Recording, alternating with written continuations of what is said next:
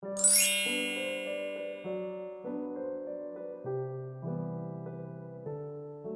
চিকেনও করছি, তার জন্য আজ আমি চিলি চিকেন করছি। এই জন্য আমি এই দেখো বোনলেস চিকেন 1 কেজি নিয়ে নিয়েছি এবং ভালো করে ধুয়ে রেখেছি। এবার এটাকে ভালো করে ম্যারিনেট করব। আমি চিলি চিকেনটাকে মানে এই চিকেনের পিসগুলোকে, বোনলেস চিকেনের পিসগুলোকে আমি এবার ম্যারিনেট করে রেখে দেবো আধ ঘন্টার জন্যে। তোমরা আরও বেশি রাখতে পারো, তবে বেশি করে রাখলে ভালো হয়। তা আমি এর মধ্যে আদা রসুনের পেস্টটা প্রথমে দিয়ে দিলাম, আর তারপরে আমি গোলমরিচের গুঁড়ো,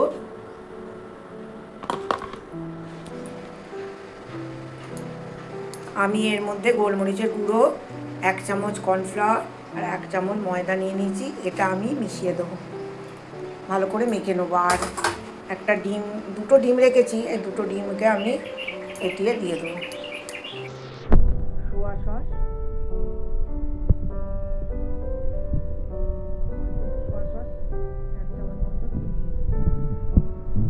ভালো করে মাখবো। যদি তোমার মনে হয় একটু পাতলা হয়ে গেছে, তাহলে তুমি আর একটু কর্নফ্লোর দিতে পারবে। আর এর মধ্যে নুন, পরিমাণ মতো নুন, আর একটু চিলি মানে কাঁচা লঙ্কা বাটা দিয়ে দেবো। আচ্ছা, আমি দিচ্ছি দাও। এর মধ্যে আমি একটু নুন আর কাশ্মীরি লঙ্কার গুঁড়ো দিয়ে দিলাম, আর একটু কাঁচা লঙ্কা বাটা দিয়ে দিলাম, আর সাদা তেল দিয়ে আমি এটাকে আধ ঘন্টার জন্য ম্যারিনেট করে রেখে দেবো।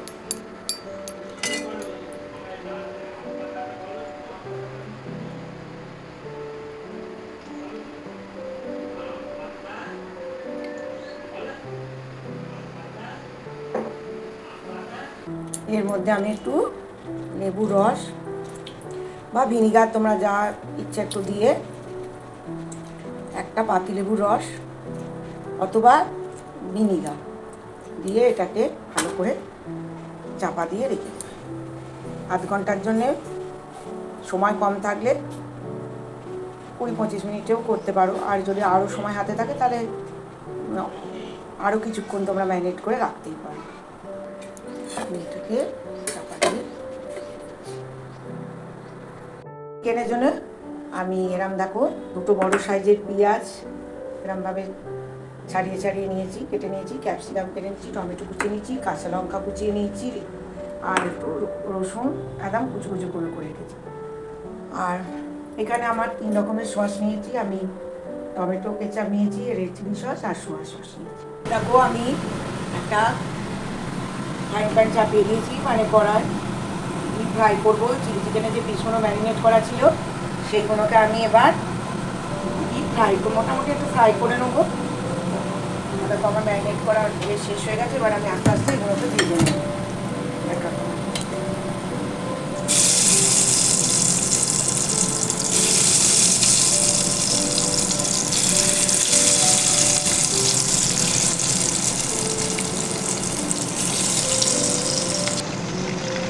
দেখো আমি এরকম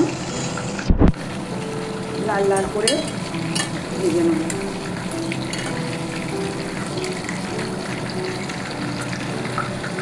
প্রত্যেকটা চিকেনের পিসকে আমি এরকমভাবে প্রত্যেকটা চিকেনের পিসকে আমি ভেজে নেব। পুরো ভাজা হয়ে গেছে, এবার আমি কড়াইতে আবার একটু সাদা তেল দিয়ে দিয়েছি। এবার যে কুচনো রসুন কোচাগুলো দিয়ে দেবো।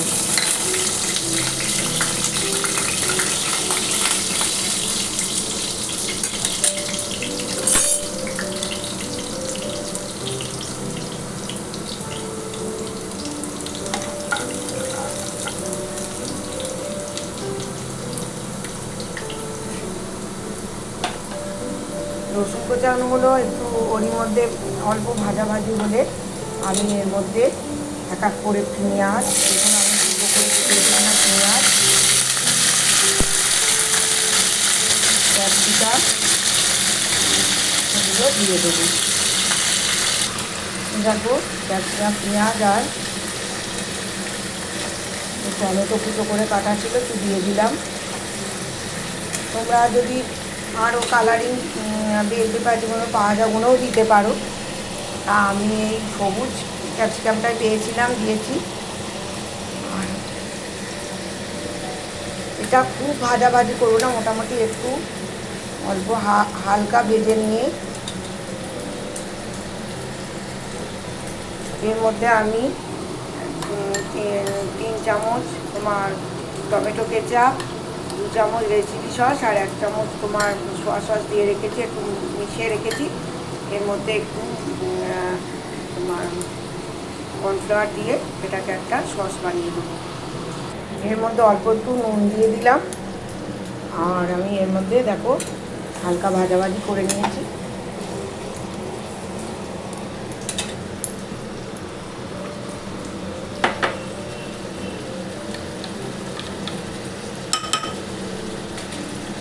আর এর মধ্যে যে আমি সসটা রেডি করে রেখেছিলাম সেটা দিয়ে দেবো।